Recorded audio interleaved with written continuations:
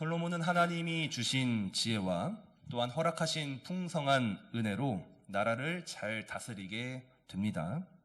그래서 오늘 본문을 보게 되면 그러한 하나님이 주신 은혜와 그 지혜를 기반으로 이제 하나님을 위한 성전을 건축하게 되는 그 배경에 대한 말씀이 기록되었다고 말할 수 있습니다.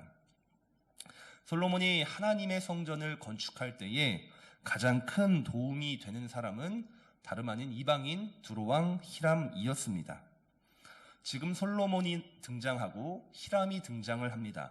그리고 이 두 사람을 연결해 주고 있는 지점은 다윗임을 성경은 밝히고 있는데 본문 1절 하반절을 보게 되면 이는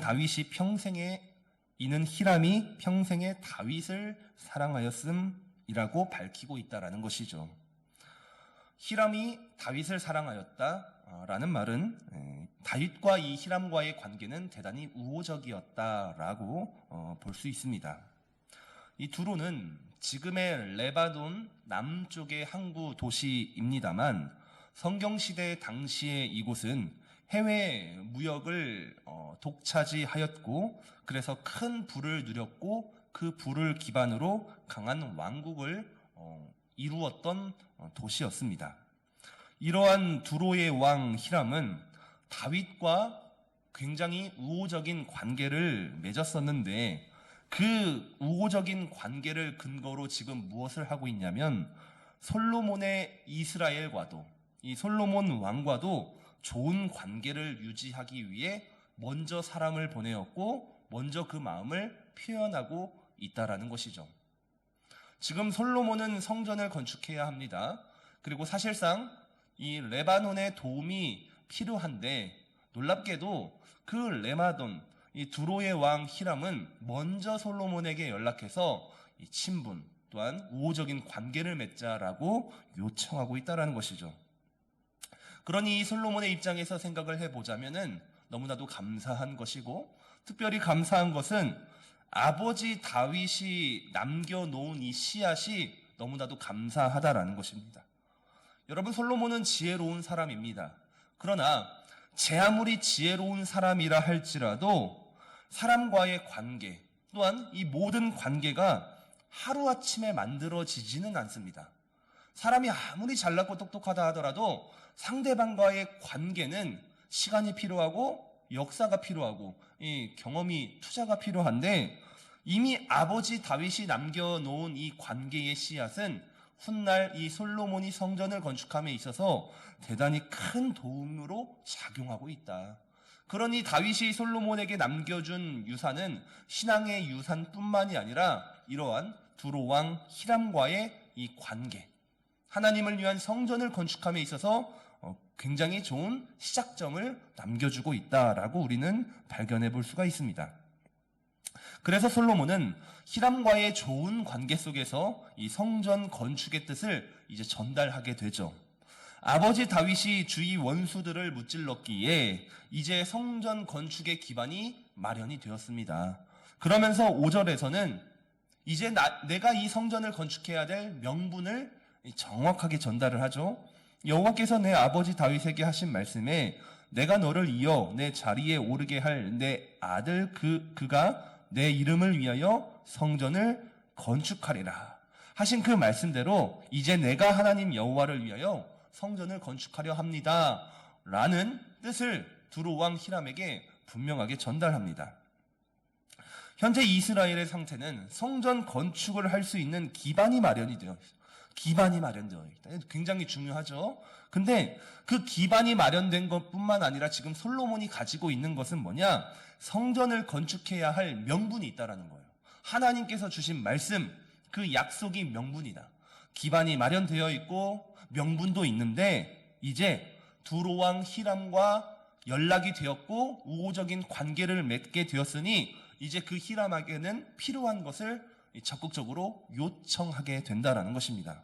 6절을 보면 우리는 레바논에 백향목이 필요하다라는 거예요. 이게 가장 핵심인 것이죠. 그래서 이 일을 위하여 히람의 요청에 따라 품삯을 결정하겠다라는 이 뜻을 솔로몬이 전달합니다. 레바논의 백향목, 굉장히 향기로운 냄새를 품고 있고 좀을 잘 먹지 않는 이 당시 최고급 이 목재, 이 건축 자재로 알려져 있습니다. 이스라엘이라는 나라는 그 나라의 특성상 나무가 잘 자라지 않고 목재를 쉽게 구할 수 없었기 때문에 하나님을 위한 성전을 건축할 때에는 이 최고급 자재는 적어도 해외에서 수입을 해야 했습니다. 근데 그게 레바논에 있다라는 것이죠. 그리고 두로는 가장 좋은 거래 대상이었던 것입니다. 그러니 솔로몬의 입장에서는 이 나라와의 단순한 우호적인 관계를 떠나서 더 적극적으로 이 거래를 성공적으로 성사시켜야 하는 사명도 있었다라는 것입니다. 바로 이러한 점에서 오늘 본문에서 기록되고 있는 이 세밀한 거래 내용들을 보게 되면 이 솔로몬이 성공적으로 거래를 성사시켰고 그의 지혜가 잘 나타난다고 볼 수 있습니다. 특별히 이 솔로몬의 지혜가 어디에서 나타나냐? 이 솔로몬은 이스라엘의 이득을 위해서 상대방의 당연한 희생과 손실을 요구하지 않았다는 거예요. 우리는 지금 하나님의 성전을 건축해야 하는 명분이 있고 기반이 마련되었고 그래서 이것이 나의 사명으로 반드시 해야 되는 작업으로서 당신과 거래를 맺는데 우리의 이득을 위해서 당신 내가 이렇게 해야 이렇게 손해를 보고 이렇게 희생을 해라 라는 식으로 거래를 하지 않았습니다. 그는 서로가 같이 공생할 수 있는 방법을 제시하고 있다는 거예요. 여러분 이게 굉장히 어렵습니다. 사람은 이득을 봐야 되는 거예요. 우리의 본성은 마냥 손해를 보고 마냥 희생 보는 것을 결코 좋아하지 않습니다. 누군가는 거래를 할 때 이득을 봐야 되고 누군가는 손해를 볼 수밖에 없는 구조가 이 세상 사람들의 구조이지 않습니까? 그러나 솔로몬이 보여주고 있는 지혜는 나도 살고 너도 사는 것이죠. 특별히 이 일은 하나님의 성전을 건축하는 거룩한 일이기 때문에 세상과의 불협화음 없이 최대한 평화롭고 아름답게 이 일을 진행하고 있다라는 것이죠. 그래서 내가 양보할 부분이 있다면 양보하고 그리고 당신의 정확한 요구사항을 들음으로써 정확하게 이 부분을 조율하고 있음이 이 본문의 기록이 되어 있다라는 것입니다. 그러니 이렇게 솔로몬이 제안을 하니 히람의 반응이 재미있습니다. 7절을 보게 되면 히람이 솔로몬의 말을 듣고 크게 기뻐하며 이르되 뭐라고 합니까? 오늘 여호와를 찬양할지로다. 그가 다윗에게 지혜로운 아들을 주사 그 많은 백성을 다스리게 하였도다. 지금 이방의 왕이 여호와 하나님을 찬양했다고 합니다. 아주 크게 기뻐하며 찬양을 하는데 사실 그가 하나님을 다 알고 찬양을 했는지는 모르겠지만 적어도 여호와를 찬양했다고 합니다. 아주 아름다운 소식이죠. 더 나아가 그 하나님이 아들 솔로몬에게 주신 지혜의 왕에 대해서도 높이고 있다라는 거예요. 그러면서 이 두로의 왕은 그 마음을 기쁘게 움직여 그 거래에 적극적으로 협조를 했다라는 것입니다.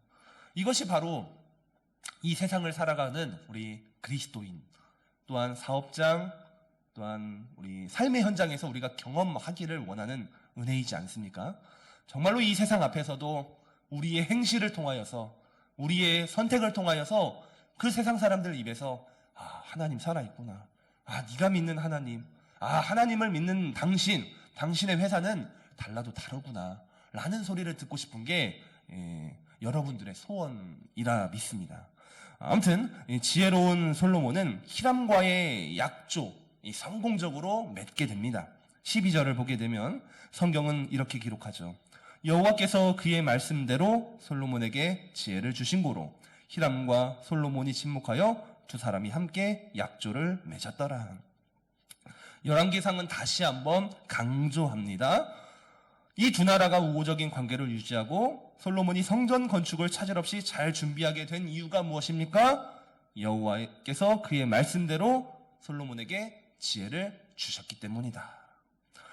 하나님이 솔로몬에게 지혜를 주셨기 때문이라는 거예요.